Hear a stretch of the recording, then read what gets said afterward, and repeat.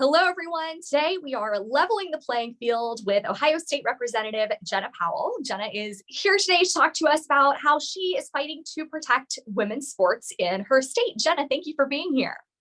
Absolutely. Thanks for having me. You've been working on this legislation for quite a few years now that would protect female athletes in your state from having to compete against biological men. Tell us a bit about your bill. So the Safe Women's Sports Act is a fairness issue for women in the state of Ohio. We want every woman to compete on a level playing field. So the Safe Women's Sports Act is a very straightforward piece of legislation. It says biological males cannot compete in female-only sports. So it's very straightforward. It's already passed in over 18 states in the nation, and we hope Ohio will be the next.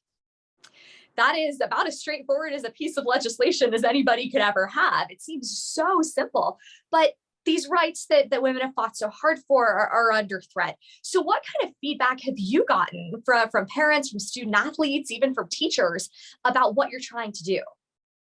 I'm glad you asked that because this is such a well-supported piece of legislation, not only from Republicans across the state, but also from Democrats, because they know we want women to succeed in our state. So athletes, parents, students are calling our office in full support of this piece of legislation because at the end of the day, Ohio wants women to compete on a level playing field.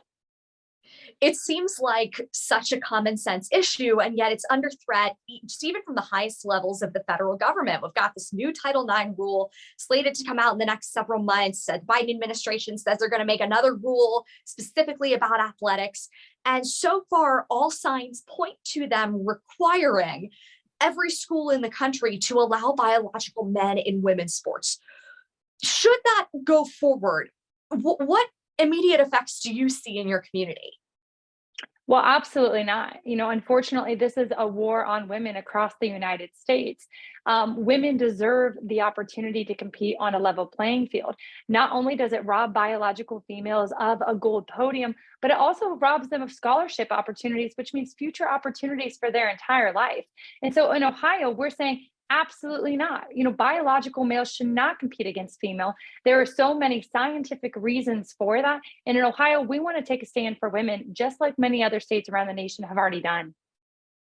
I've heard from folks across the country that their concerns are even bigger than politics. They just say on a very practical level, hey, I'm worried about my child's safety. Or, I want to be able to protect my athletes, my players as a coach. How do I do that when there's somebody on the field or on the court who's naturally that much stronger and that much faster, and in many cases, that much physically larger than they are? Do you see the safety concerns coming into play here?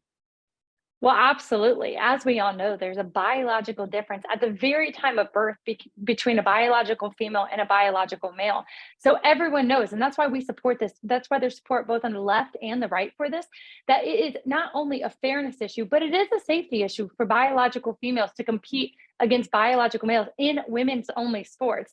And so, we're seeing cases across the nation with this exact safety hazard because the sports are intended for biological females only. So it is a huge issue, not only from a fairness issue, but also a safety issue. And women across our state are standing up and saying, enough is enough. We do not want biological males to compete in female only sports. And we are not going to sit here and be okay with it. When I think about the whole history of Title IX and how for 50 years it stood to protect the rights of women and all students to get an education without discrimination on the basis of sex, that seems also pretty straightforward, just like your bill. And yet it's being warped to mean something else. And we think of athletes in terms of high school and college athletes because that's where students get set on a different track. Those scholarship dollars, those opportunities really come through. But this would hit kids as young as kindergarten. And do you see this having ramifications with whether or not children choose to participate in sports or their parents choose to enroll them in sports? Well, absolutely. During our committee process, we had someone speak up. It was actually a Democrat who spoke up and said, "Hey, since the beginning of Title IX and when women's sports are created, I had the opportunity to compete on a level playing field." That's the reality. When you look at the data of how many more women compete in female-only sports, it's drastically higher. And we know all the incredible opportunities sports have for women, not only physically but also mentally as well. Sports are a good thing for biological females. It's a way of camaraderie. It's a way to get in shape. It's a way for future opportunities.